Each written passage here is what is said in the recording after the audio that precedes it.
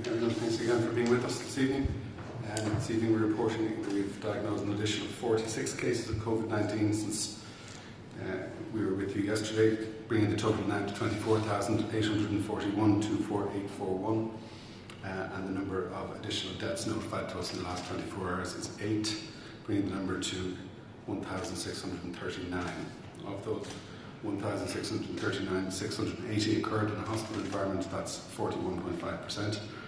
78 in intensive care, that's 4.8%. We have reports of underlying conditions in 1,470 cases, that's 89.7%. The male-female breakdown is 811 males, 828 females. The median age is 84, the mean age is 81. We've had 404 admissions thus far to intensive care units and 47 now remaining in intensive care, and the number of new admissions in the last 24 hours is 1. The total number of new admissions to hospitals with COVID-19 hospitals across the board in the last 24 hours is 5. Of the analysis of incident cases to midnight, Tuesday the 26th, at that point 24,795 cases notified. 3,207 had been hospitalised, at 13.2%.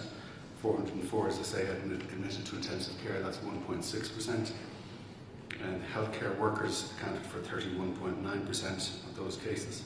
The male-female breakdown is 43% male, 57% female. The median age is 41, the mean is 48, I should say, and the mean age is 51. Just a little detail in terms of clusters. In respect to residential care facilities, there have now been 468 notified, that's an increase of 7. The number in relation to nursing homes is unchanged at 256. In terms of cases associated with those, 6,568 cases in respect to residential care facility residents, that's an increase of 76, 16 of which are in respect of nursing home residents, bringing the total to 5,069, 5069. In respect of deaths, in respect of those residents, 1,030 deaths, that's 63% of the total. 1,639 I gave you at the outset, 900 of which are in respect of residents of nursing homes, that's 55%. And then in relation to healthcare workers, a little extra detail. To Saturday night last, we'd been notified of 7,888 cases in respect of healthcare workers. At that point, that was 31.6% of all cases. 296 had been hospitalised up to that point, that's 3.8%. 43 admitted to intensive care unit, that's at 0.5%. And the number of deaths among healthcare workers is unchanged this week at 7. So just a couple of additional slides we have, which I'll show you in respect of our mortality experience. There has been some reporting in terms of mortality relying on essentially the proportion of total deaths accounted for by residential care facility residents, which gives a misleading picture of the experience of mortality in this country. It's a number that would change if we had more deaths in the community, which would be additional deaths, which obviously would not be desirable. So we look here, first of all, if I can just show you among a number of cases across Europe. These are incident cases, first of all, so all cases over a time period among a number of countries in Europe. We have Austria, Germany, Sweden, Belgium, Italy, United Kingdom, Denmark, Norway, ourselves, France and Spain, out over the period of the epidemic in each of those locations. And you can see in the light green our incident cases rising up to among the highest reported in Europe, which is a reflection of the extent of testing that we're doing in this country in comparison to the great majority of cases, or countries rather, across Europe. So bear that one in mind when I show you the next one, which is the cumulative mortality reported in respect from the 15th of February through to the 21st of May in those same countries. The same colours ascribed to each of the individual countries, and you can see Ireland there in green in around the middle, showing deaths per 100,000 of population for a number of selected countries. And this is set out in a report which we're publishing in respect of mortality and Ireland's mortality experience over the course of this evening, I think, which you'll be able to read in more detail. And then when we make an adjustment for population density, you know this is a disease where density of population is important in reflecting the experience. A couple of things happened that are notable. The country in red that you can see there, which is Belgium, in yellow, which is Belgium, which has reported one of the highest proportions of deaths across Europe, drops right down, and so also does Ireland. And you can see us down towards the bottom. When we adjust for population density, our mortality experience drops right down in comparison to many other countries. So we just hope to bring some of that information to your attention. That's what gives us some assurance in relation to, we've had a challenge, of course, in terms of mortality, but how does it relate in comparative terms to other countries? So, I'm happy to take any questions you may have now. Zara King, Virgin Media News. Tony, I'm just going to ask you. Philip. Yeah, my apologies. That's all right. My sincere apologies. How could I overlook you? Will I? Yeah, please. You might have to hold the question then. That's all right. Sorry to keep you waiting. So just to report on the behaviour of the disease, I think the big thing that's in everybody's mind is there was a moderate easing of measures on the 18th of May. So we've been monitoring what's been happening since that time.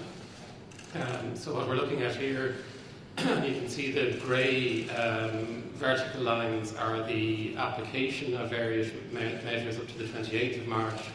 The grey area is that period of very restrictive stay at home and social distancing, and then the 18th of May is quite clear at the end. So this is confirmed cases per day.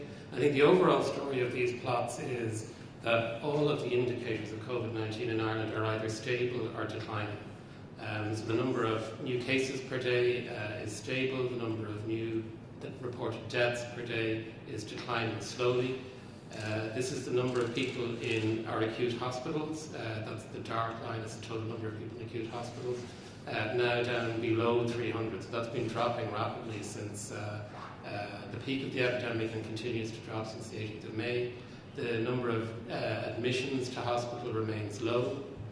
In intensive care, the numbers of people in intensive care remains at around 50. It's 47, I think, this morning. So that's slower to decline. Some people requiring long periods of time in intensive care. The numbers of admission to intensive care remain very low at 1 to 2 per day, with the exception of yesterday, where there were 5 admissions, but that may well be an isolated event. Finally, in terms of, it's sad to continue to report deaths here per day. Nonetheless, the number of deaths per day by day of death remains very low, below 10, with the majority of those deaths remaining in long-term residential care.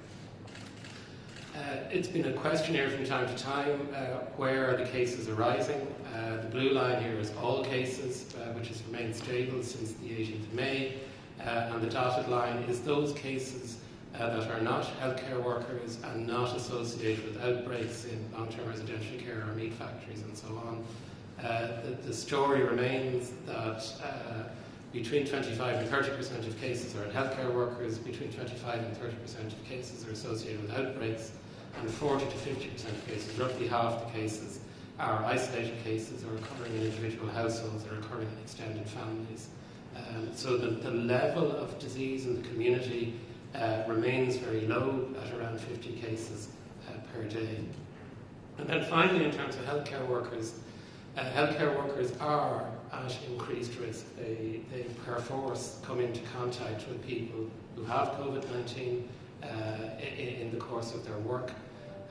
So this is a comparison of 14-day cumulative incidence. So that is the total number of cases reported over the preceding 2 weeks. And that's a good indication of, it's kind of a proxy for the prevalence of infection in the population, because people will have recovered after 14 days.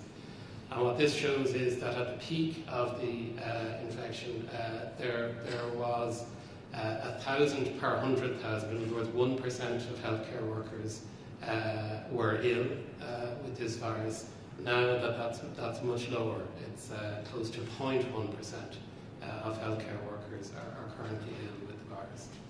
And then finally, penultimately, these are all the indicators on one slide. So hospital admissions declining, new cases stable, intensive care stable, deaths declining, admissions to hospital declining, and admissions to intensive care 1 or 2 per day stable and low. These are the numbers that you saw last week. The average number of cases confirmed per day down from 72 to 59. The number of people in hospital down from 380 to a little under 300. Hospital admissions halving from close to 20 to now 10. As I say, the number of people in intensive care stable, admissions stable, and deaths per day stable. Finally, then, in terms of reproduction number, as the number of cases gets very low, just reminding you that the thing that matters is the force of infection, the number of cases and the reproduction number. It also gets difficult to estimate the reproduction number when there are very few cases. So it's bad news for statisticians, but very good news for everybody else. Nonetheless, with that caveat, the estimates of reproduction number remain very low, around 0.5. I have to remind you, of course, that this is how the virus was behaving a week to 10 days ago. So it takes time for the cases to wash through. So our model inferred and our statistical method both telling us that the reproduction number was below 0.5 towards the beginning of last week. The imperial model we've been showing in recent weeks was designed to look at the effect of imposing measures, not the effect of removing them. So we have to adapt that model to allow us to understand what the effect of releasing restrictions on the 18th of May might have been. So that's not going to be available for a week or two. Finally, our team, under the leadership of Chris Brunson, has looked at new ways of estimating reproduction number to give us a sense of what is it now, as opposed to what was it a week or 10 days ago. And this combines data from hospitalisation, confirmed cases, and so on. And that suggests that projecting forward from the last couple of weeks to this week, that reproduction number this week remains low at around 0.5. But you can see, because it's a predictor, because it's trying to predict what's going on now, the confidence intervals on that are quite wide, from about 0.3 to 0.7. So in summary, all the indicators stable or declining. All of our estimates suggest reproduction number remains very low. Thanks. Sarah. Sarah King, Virgin Media News. Last night, Tony, you said that you were a bit concerned about those 5 ICU admissions back to 1 today. Is it fair to say that you're comfortable with that? That's a positive development? Well, that's the kind of thing I was hoping to see today. Yeah. Professor Nolan, I know you were saying that it will be next week really before we'll see the figures that will indicate how successful or unsuccessful phase 1 has been. But you're sort of a predicting man in the work that you do. How's it looking at the moment, do you think? I think it's fair to say that almost everything we're seeing is, from my perspective, astonishingly stable. You might expect to see more noise or disturbance in the data. I think simply walking around the city, you see how responsible people are being, that they're engaging in the activities that they can now engage in, broadly speaking, in an incredibly responsible way. And the fact that we're seeing nothing in terms of an increase in disease, it remains early to be confident that that's telling us that this is working, but it remains a very good sign. And Dr. Goonan, I know you'll welcome good news, but obviously it has to come with some sort of concern. I mean, are you worried that people might see this good news and we're heading into a bank holiday weekend, they might want to get out and enjoy themselves and perhaps not necessarily adhere to some of the measures? Do you have anything to say to people as we head into this sort of holiday weekend? Well, obviously it's good news, but should we be cautious? I think we all still need to be cautious, and I think, as Philip says, we're still seeing high levels of compliance, notwithstanding the fact that the pattern that we've seen in terms of the disease for a considerable period of time now has been stable and reassuring and heading in improving directions, and we haven't seen anything that would give us cause for concern. And we have to be honest and straight up about that, even though, as you rightly say, some people might hear us say that and conclude that that means that they don't need to maintain the advice that we're giving, either in terms of their personal behaviours or things that we do as a collective. And so our message is still to people, we're at an early stage in easing restrictions. We're only 10 days or so since the point at which we began to do that. And now is not the time for people to get ahead of, if you like, the advice that we're giving, and we think the great majority of the population are staying with us. And we had, and I can share some data with you that gives us good reassurance, either in terms of things like use of public transport. I showed you that one briefly last night. In terms of other measures that we reported to before, like the Google activity, the vehicular traffic on the roads, the use of ATM machines, all of these things are giving us assurance that there isn't wide-scale non-compliance. And then our market research surveys, which we now do once a week, giving us ongoing assurance in terms of the understanding of the population and the commitment. But we'll keep an eye on that. There have been isolated examples of, if you like, non-compliance, and through the good work of the Gardaí and so on, we've been able to deal with some of those challenges, and we hope that people will continue to stay with the guidance and advice. And if we keep up this level of progress, we will be able to work our way through the stages. We heard this morning from Minister John Halligan speaking on radio just about, I suppose, different parts of the country that are dealing with it in different ways. For example, he represents people in Waterford. Waterford obviously had a very low number of cases compared to the rest of the country. Do you envisage a possibility where there might be some parts of the country that can get through reopening a little bit quicker than others, or do you think, would you be advising that it will be blanket across the country, or do you think we'll get to a stage where maybe measures can be tailored for different counties based on the risk, I guess, in those individual cases? Well, we would never rule that out as a possibility. We don't think we're at a point where we think there's reason for us to move ahead with, if you like, with differential rates of closure or easing of restrictions. I mean, if choosing particular examples, if we talked about employment, the reality is that people might live in one county and work in another. So these measures might not be as easy and straightforward as they sound, or we might end up creating an incentive that would work against us in terms of control of the illness by encouraging people to all, if there was something that we were easing in one particular part of the country faster than elsewhere, we just create an influx of people heading there and maybe I shouldn't give an example, but if we, for example, said that the pubs were going to open in one county, you can, I think, predict what the effect of that would be. Thank you very much. Rob Hanner and Joe Levy, can I ask, just around the testing of close contacts of confirmed cases, can I ask what the process for that is? So when a case is confirmed and a contact tracer contacts a close contact, what happens then? Is the test immediately booked, or is it left to the close contact to do that themselves? So Colin, you might want to describe that. We now automatically test close contacts. They're directly contacted upon identification of the case, and they're offered testing. And we really would encourage people, as we said this morning at our own press conference, we would encourage people to take this up, because just because they don't have symptoms doesn't mean that they're not going to get COVID-19. We know that there's a significant transmission. Sometimes asymptomatic individuals who've been close contacts. I also know some people who have no symptoms are pre-symptomatic, which means they will become ill later.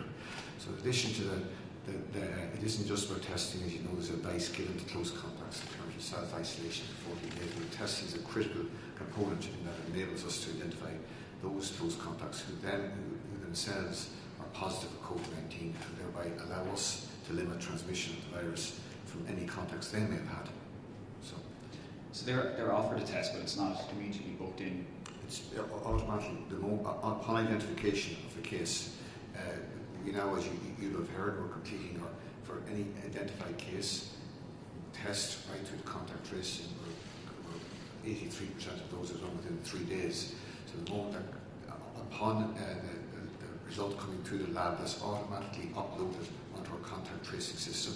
And for most cases, that same day or the following day, those 3 calls are made. First, to inform somebody that their case is positive, and the second, to identify their contacts, and thirdly, to contact those contacts. So that takes place within 24 hours of the lab result being uploaded. When you say you're encouraging people to come forward for those tests, it's similar to something that Paul Reid said earlier. So my question is more around, like, are there people who are not going forward with these tests, or is there a low take-up of these? No, it's something new that we're doing this week that we said we were going to do. In addition to the previous advice people were getting or close contacts, it's now we're very proactively offering them testing. So it's just a message we're trying to get out to people. In addition to other public health measures and the other advice you're getting, so we're offering you a test and encouraging people to take that out as soon as possible. Can I just add to that, if you don't mind? So that test at the earliest point at which the contact is identified, that's one part of our policy. The other is that they're then tested a second time, 7 days after the key contact that's identified. And so those are 2 different periods of time, so they're tested twice, and that deals with the question of asymptomatic transmission. So 7 days in, if you like, to the illness, we think is an appropriate point, and that will maximise the chance of us picking up asymptomatic transmission. It's important then we have the data for that and study the positivity rates and learn from that. And I think there are very few countries that are testing contacts in the way that we're testing them now. Dr. Hill, can I ask about Minister of Education John Hughes, speaking on radio this morning, said that with the 2 metre rule, it's hard to see all students returning in September. I think you've been very clear about the 2 metre rule in a number of cases this week, but my question is more around the line of, does that make it a little bit more difficult for you to do your job when you have the political pressure that's coming and those kind of announcements? Or do you feel like that's kind of trying to put some heat on you? No, I don't. I mean, we have a clear job, I think, to do to assess and provide the best advice we can based on the available evidence and guidance that might exist around any of the public health measures that we have recommended, and to make assessments of the disease and its incidence and impact and provide all that advice and guidance. And then where evidence, and it can be the case, isn't always strong or voluminous, to make appropriate judgments and interpretations as to what we should do, and to give that advice to governments, particularly in the context of the easing of restrictions, because a range of other considerations have to apply around things that we don't know a great deal about. We may know as individuals, but things that don't fall into our areas of expertise or responsibility. So for us to identify when the time is right, if you like, for activity of a certain time to resume, but the arrangements that have to pertain to either planning that activity, whether it's retail activity, whether it's educational activity, whether it's workplaces, culture, sporting activity, whatever it may be, the detailed planning work that has to happen, and then the commencement of that, those arrangements fall into the responsibility of various different ministers and sectors and organisations throughout society. Just finally for myself, I just asked for just some clarification on the testing figures and direct provision that were given in your office committee on Tuesday. Which one are they available to see? I don't know. Could you be more specific? Yeah, sorry. You were looking yesterday for the numbers of tests done. Yeah, a little confusion in your office committee on Tuesday. In relation to direct provision? Specifically to direct provision. We've had 14 outbreaks, 175 cases, and each of those outbreaks was managed by public health departments. In some cases, depending on the configuration of the unit and the number of cases, they would have tested everybody in the centre, and others they didn't. So I can't give you exact figures. Okay, there were figures given. I don't have to hand. Thank you. Yeah. Okay. Great. Thanks, Rob. Michelle. Michelle Hennessy from the Journal of the I noticed in the press release this evening you said that NEFID had decided in principle to add as one of the symptoms in the case definition a sudden loss of sense of smell or taste. Can you maybe tell us a bit more about how this symptom presents? So is this the kind of symptom that you might see in somebody who is otherwise asymptomatic, or in somebody who is not presenting the other typical symptoms? Yeah, so it's, and some of the countries have moved on this, but we're anticipating that the ECDC is going to make this advice available tomorrow, and that it will relate to the loss of smell, and then a loss or distortion in taste. And this has been reported now as a clear feature of this disease. We're satisfied that that's the case, and it can occur as a symptom on its own without some of the other symptoms. And so any one of the symptoms that we've already identified, or these symptoms, we would anticipate being the advice that ECDC will give tomorrow. Our intention would be then in the usual way to make that advice available through the HSE and the HPSC in the form of guidance to our general practitioner community to operate from next week. We were aware that some, in particular the UK, made this change a week ago, but in that week we first of all didn't have ECDC guidance that suggested this particular change in the way that we're anticipating tomorrow. But second of all, that was the week in which we were introducing testing of contacts as a new arrangement, as I said, that very few countries have got in place. And we were communicating that to the GPs, and we think it's important that in making changes in these, that we don't do a lot of changes all at the same time and create confusion. So we want to get those arrangements in place, get them bedded down in the way that Colin Henry has described, and then move on to the question of a change in the symptomatology, which is what we're proposing to do. So we anticipate that's what the ECDC will say tomorrow. we will actually need to see the guidance when it comes and read it and ensure that it matches what our anticipation is. But on the assumption that it does, we think we should move to implementing that. Can I ask on that again? Are you hearing anecdotally from GPs that a lot of people in this country are presenting with their symptoms, and also should somebody who currently has that symptom contact the GP to seek a test? Yes, and I think we've said in a more general sense that anybody who has any symptoms that they're concerned about, and cold-like symptoms, the GPs know what the criteria are for testing. So if you're worried about your symptoms, we'd encourage you to make contact with your GP and to do that early in the course of your symptoms. We think we can make important gains in early identification of cases and then subsequent contacts by you as an individual reporting your symptoms early. The natural tendency we all have to say, I'm not feeling great today, I think I'll give the doctor a call tomorrow, or I'll wait and see how I am in the morning. We think you should make early contact, maybe even earlier than you might otherwise, to give us the opportunity as early as possible to pick up, even though we know that there isn't a lot of infection of this kind out there, but we think that would be good practice for individuals to help us to identify those cases early. We do know from anecdotal reports, yes, that there have been reports of this symptom in this country, but because we haven't tracked it, we haven't identified the case number, we couldn't, or as part of the case definition, I couldn't give you numbers on that. But yes, it's now a well-described phenomenon internationally, which is why we expect the ECDC to include it in its case definition advice tomorrow. You told us earlier in the week that there were over 100 new cases identified in meat processing plants. Can you just explain, for people who might not be familiar with the work of the National Outbreak Control Team, who was on that, what kind of, on a practical level, what kind of work this team does? Could they, for example, recommend the closure of a meat plant if they didn't think that it was safe? So it's a variety of public health and health service experts, and in the case of these meat processing plants also includes officials and experts from the agriculture sector, and I believe in some cases from the Food Safety Authority in the National Outbreak Control Team. So we have two types of teams. There's a local outbreak control team coming from the local health services and the local health department, or public health department rather, that would work with a meat processing plant within their catchment region. And there's then a national outbreak control team which meets on about a once-a-week basis, that's overseeing the whole response. And in broad terms, they're looking at specific to each individual plant, the factors that are important in terms of spread of infection there. And I think I've said this before, they fall into two broad categories: the possibility of transmission that could occur in the workplace, and that's one type of transmission, but also I think in the context of these kinds of facilities, kinds of transmission that can happen when workers engage either socially or in terms of travel to work, or in terms of where people live. If they're in close contact, it can easily be spread in that environment. We know that in the context of the meat industry, there will be some social engagement between people who maybe English isn't their first language, and their connection to Irish media and so on wouldn't be as strong as it might otherwise be. So the full gamut of measures then that need to be thought about to deal with both possible transmission that could occur in the workplace setting, but also importantly transmission that could occur between workers in their interactions outside of the workplace, will all be part of the focus of those outbreak control teams to try and slow down the transmission. And we think we have evidence that the rate of infection is dropping in those settings. Just one last one for me. I was reported today that a church in Blackrock had more than 30 people in for a mass. What's your advice in relation to this?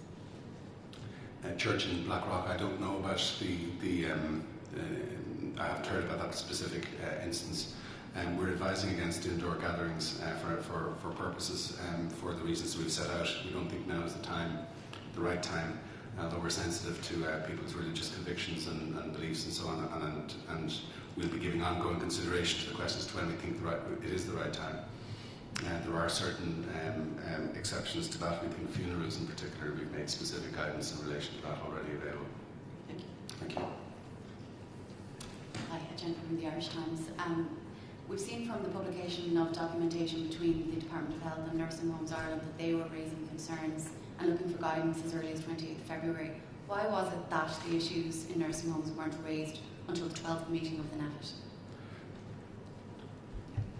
I think we can see from the documentation from Nursing Homes Ireland that there was quite a breadth and extent of engagement between the Department of Health and Nursing Homes Ireland.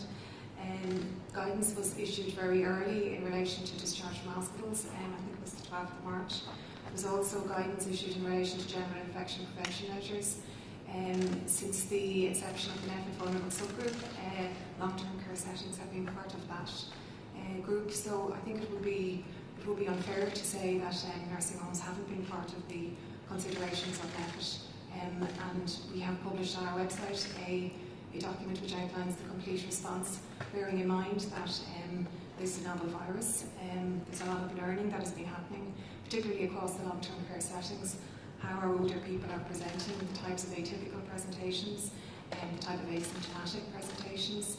All of those have challenged the management of these older people and frailer people within our long-term care settings. But with respect to that's not the question that I asked. I mean, the question is, why is it that this did not come up until the 12th meeting of the NEFIT? I think part of the answer Helen is giving you is saying that, like, we focus on terminology, but there are terms that are used here. So you're looking when you're talking the term nursing home, but residential care facilities, long-term care settings were very much part of the agenda, the discussion, the purpose of the establishment of the vulnerable subgroup, all of which happened at much earlier stages than that. So Sure. it's not correct to say that this is the first time that it was considered by. But the specific concerns that were being raised by Nursing Home Ireland, one, they wanted guidance on public health. But your question, Jennifer, was about the evidence that the first time that this issue was considered was the 12th of March, and we're saying to you that's not true. Well, I have gone through the minutes of the meeting, obviously, and the first few meetings make scant reference to nursing homes or long-term residential facilities, but I do acknowledge that they are referenced further into the minutes of the meetings. And much earlier points than the 12th of March, and at points that relate to the establishment of the vulnerable subgroup, which is in the very early days of March, before a lot of the correspondence you're referring to. But can you admit at all that there seems to have been an oversight here in relation to maybe earlier intervention? I know you said yesterday you don't want to get into the language of blame, but would it not be more helpful to maybe be a bit more straight about it?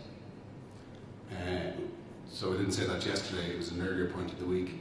We did, as a result of the work at NEFIT, publish in the last number of days a piece of work looking at the whole question and looking at the learnings that we might identify, and made a recommendation around the establishment group for the very purpose of trying to identify what learnings we can take to strengthen the response in respect of this whole sector based on, let's say, our experience, based on the international experience and the challenges that have been seen in every country that's had significant volumes of this infection, particularly in these settings. And we think we've had a challenge in relation to this. It has had an impact in terms of mortality. I think we've been able to show you that that impact on mortality is not the impact on mortality that has been described in the media in terms of the scale of that mortality in comparison to other comparable countries in Europe, which has been, at least until the WHO said recently, that the Americas is now the epicentre of the infection. Western Europe was the epicentre of this infection for a long period of time. Every country in Western Europe has had a significant challenge with this particular sector, and we're all learning from that. And so what we've now tried to do is, through the recommendation of the National Public Health Emergency Team, establish a process which will be led by Professor Cecily Kelleher and other experts to give continuing advice back to the Minister by the end of June that will enable us to provide additional and continuing assurance around a response in exactly this sector. And the last question on nursing homes, would you accept that there does appear to be a chasm between what groups like Nursing Homes Ireland are saying, they're saying they were left isolated by the state, and between what the government and the National Public Health Emergency Team is saying? I think it's very difficult to see how Nursing Homes Ireland can see themselves isolated from the state. There's clear and significant ongoing engagement with Nursing Homes Ireland in what I would say has been a very problem-solving way. Every time an issue has come up, we have worked with Nursing Homes Ireland to try and resolve that. And it's very clear that we've seen the HSE response here. We now have 23 COVID response teams that are up and running, providing multidisciplinary support to the nursing home sector. Significant numbers of staff have been provided to support the nursing home sector. And also significant guidance has been provided, and that will continue. And actually we've seen for some nursing homes where the hospital groups themselves have actually taken over and provided support to nursing homes. So it's very difficult to see how nursing homes would feel that they were isolated. But I wouldn't take away from the challenges that we've had. It's been a very difficult time. It's been a difficult time for staff. It's been a difficult time for relatives, and obviously it's been a difficult time for residents. These are not different experiences that we're starting to see internationally. But as Dr. Hullen has said, it's really important that we take what's happened over the last number of weeks. This is a virus that's going to be with us for the next 6 to 18 months. So while we can see that we have made significant progress in our nursing homes and we're starting to see the closing of clusters, we are going to see different and new outbreaks coming up over the next 6 to 18 months. So it's really important that we're assured that our system is as protected as it can be and that we are as robust as possible. So we have to be open to take those learnings nationally and internationally and put them within our standards and our guidance and our processes going forward. And just two very quick questions on the virus itself then. In relation to quarantine and people travelling into the country, there is anecdotal evidence of people wanting to come home to visit relatives, particularly from the UK. Those relatives may be elderly, there may not be enough space in the house to isolate. Is there any advice for people, particularly from the UK, thinking of coming home to visit relatives over the summer? Any work ongoing there? Well, the advice in the first instance is that all non-essential travel into the country and out of the country be avoided. Because we are in a situation right now where the experience of the infection in different countries, including across Europe, is at a different point. There are countries in Europe where the incidence of this infection is at a higher rate than it is in this country. That's the rationale and the reason for that. That we don't have people travelling for non-essential reasons out of the country and then having to come back and having to comply with what our public health advice is around self-isolation, and we're looking at additional measures that we might be able to strengthen, if you like, our arrangements that might apply to support those recommendations. But the rationale is in relation to a differential level in terms of the infection in different countries, and we think that will be important in giving us ongoing protection for as long as we think that exists. In other words, that difference in incidence between here and other countries. But would the advice be that they can still go home and visit their relatives and isolate there? If they've nowhere else to come home, people probably don't. Say again? So for those who are coming into the country, perhaps from the UK to visit. So we're asking people to avoid non-essential travel. Okay. Yeah, that's our basic recommendation, is to ask people to avoid non-essential travel. There are some forms of travel that are essential in nature, but we think a minority and a footfall now, if I can describe it in those terms, of people through the airport now is at a very, very low, well over 90% reduced from what it would normally be. And that reflects, if you like, just essential travel for the most part. We don't want to see that increasing in the near term. Sinead Crowley from RT. Can I ask please about children? You had said before that you were aware of the impact that this is having on children, particularly young children, and that there might be discussion with the departments of children and education. Has there been any discussion about that today? And I'm particularly thinking of summer camps maybe, because there has been some talk that they might be able to come back even quicker than schools. So we had a meeting of the National Public Health Emergency Team today, and we discussed a range of measures, including measures that relate to children, some things that might fall into the direct responsibility of the Department of Education, some things that might fall into the direct responsibility of the Department of Children. We're having ongoing engagement and giving ongoing support to those departments and helping them to plan for the resumption of some of their services. And we gave consideration to other measures, if you like, in relation to children that might not fall directly into either of those two departments that we think might be in a position to help in terms of the challenge of this disease from the point of view of children and families with young children and so on. We have another meeting with the National Public Health Emergency Team next week, and we'll be maybe finalising what advice we'll give in relation to some of those matters and making that advice available to government. And I think the intention would be the government will take some decisions in relation to whatever advice we provide towards the end of next week, which we hope will be advice that will be in the context of recommending that we're able to move on to the next phase on the basis of what we're seeing in terms of our disease incidence. So all that work is in anticipation of that, but we won't know for sure until the end of next week that we're in fact ready to move on. And would there be any moving forward of phases then? Because obviously education was in one phase, but things like sport were in other phases, but then you have a situation where athletics is back for adults but not for children. So is there any question of moving forward activities specifically for children if the figures continue to be what you want to see?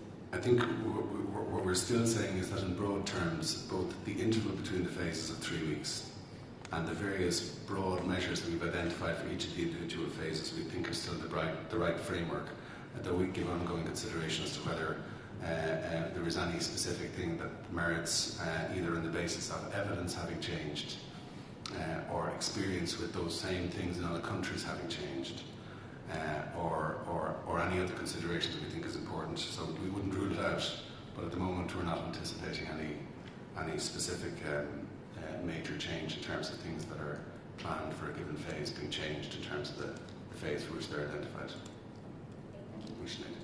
Stephen Murphy from Newstop. There's been a lot of concern about the suspension of cancer screening services 2 months yesterday it is.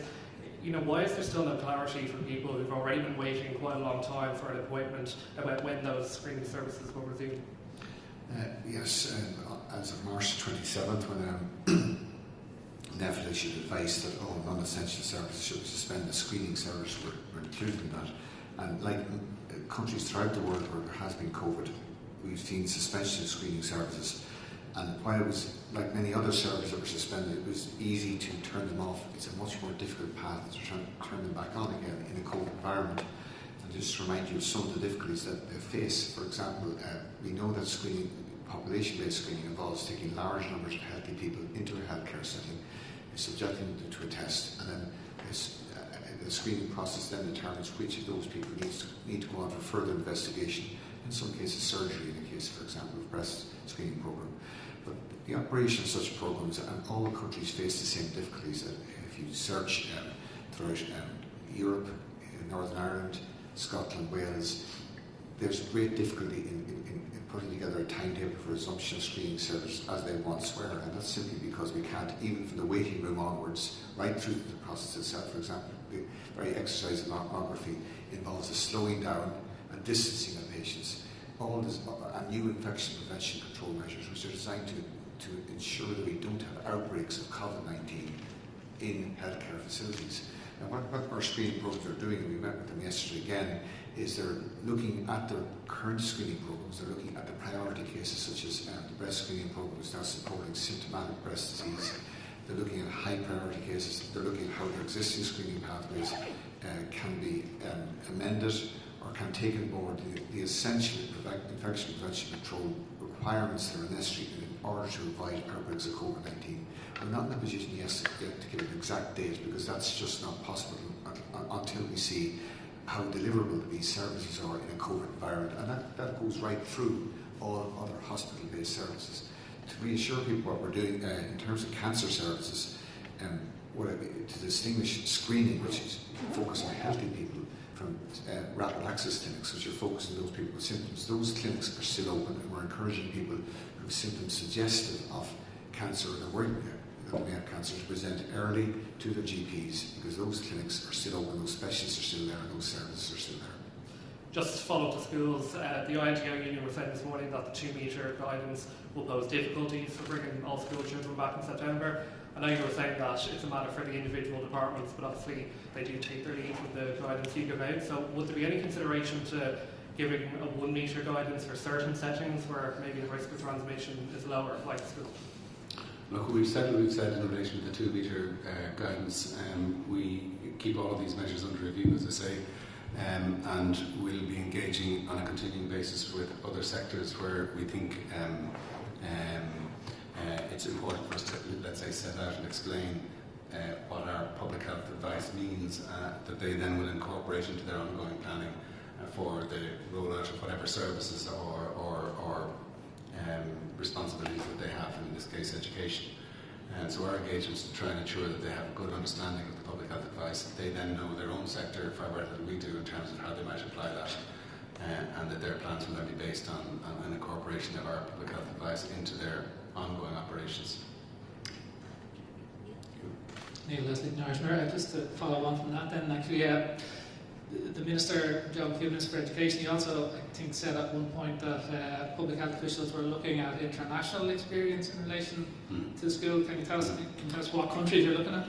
Well, yeah, that is correct. So among the things we do, when I talk about evidence, we look at evidence in 2 broad ways. There's evidence published in the more traditional sort of research sense, in literature and so on, we look at that evidence. But this is a new disease.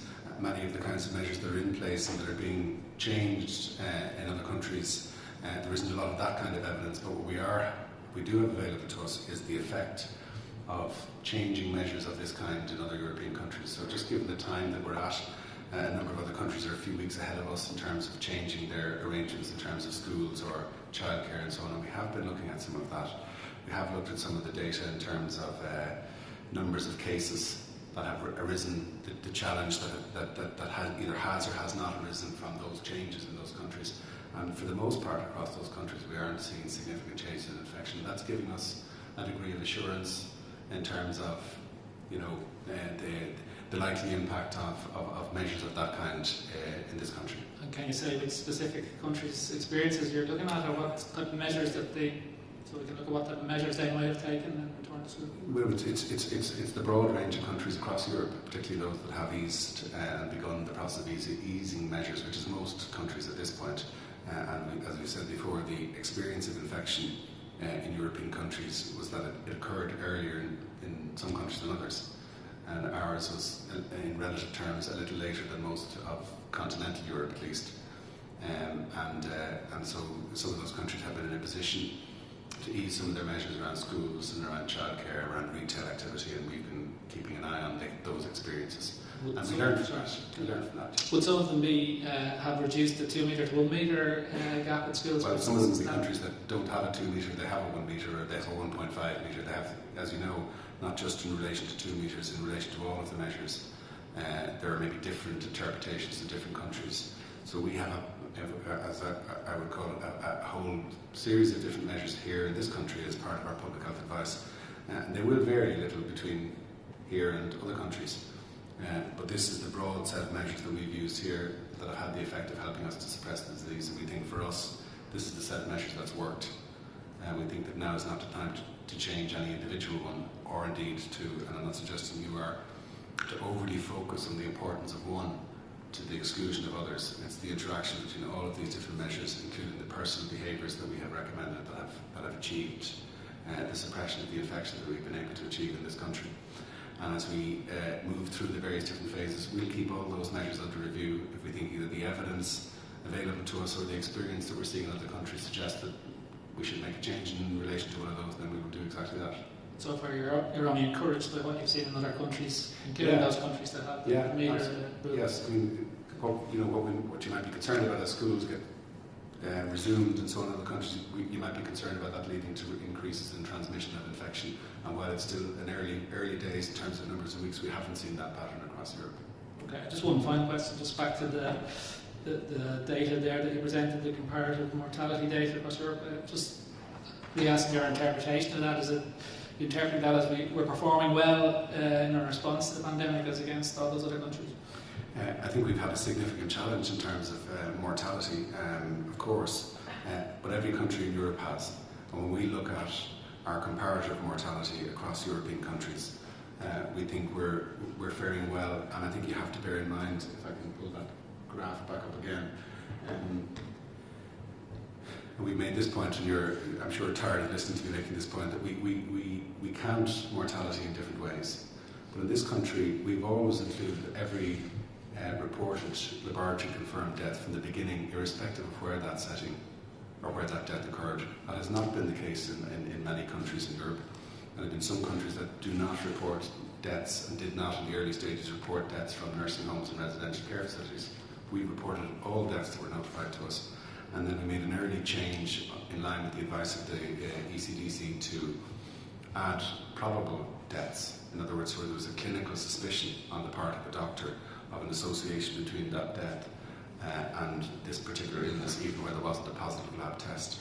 Many countries aren't in a position to actually report that information, but we were in a position to report that information. We added that in. We knew that would have the relative effect of making our our mortality data, as it were, look a little worse than countries that were not reporting that. And even in that context, our mortality experience looks better than the mortality experience of many other countries. There's still the majority of countries across Europe not reporting anything other than laboratory confirmed cases, but we're reporting laboratory and probable cases, and we're reporting mortality from irrespective of where those mortalities occur. Our colleagues in the UK haven't been reporting that from the beginning, and I'm sure you're well aware of that. And we think we can robustly say, and it's set out in the report, that our mortality experience, while it's not what we want to see in general terms, is a mortality experience that has that compares in this way among the lower numbers of countries across Europe, and bearing in mind that Europe has been the epicenter of this infection in the world for the 2 or 3 months that we've had this infection in this part of the world. Thanks, Neil.